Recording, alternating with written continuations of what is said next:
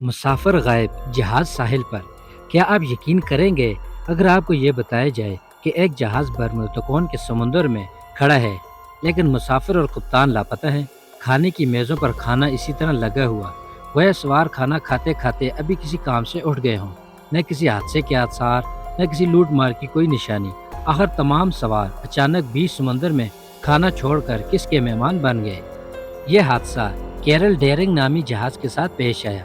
جہاز کا اگلا حصہ ساحل پر ریت میں دھنستا ہوا تھا، جبکہ پچھلا حصہ پانی میں تھا۔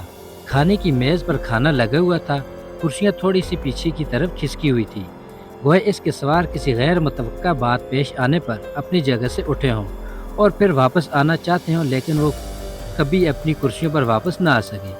کرسیوں اور میز پر رکھی کھانے کی پلیٹوں کو دیکھ کر کسی ہنگامے یا بھگدڑ کے کوئی آثار نظر نہیں آتے تھے۔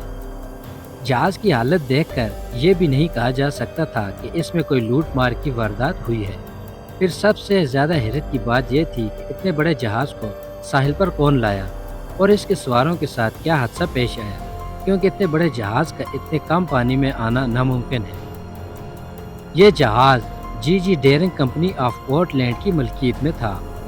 ہیری کونور مشہور امریکی ارب پتی ماہر جنگی پائلٹ، کشتیوں کی دوڑ جیتنے والا ماہر کپتان، 1958 میں اپنے کئی ساتھیوں کے ساتھ برمغدکون کی گہرائیوں میں غائب ہو گیا، لیکن اس بار صرف افراد اغوا کیے گئے، جبکہ ان کی کشتی کے میامی فلوریڈا کے ساحل سے 80 میل شمال میں ایک کنارے پر ملی۔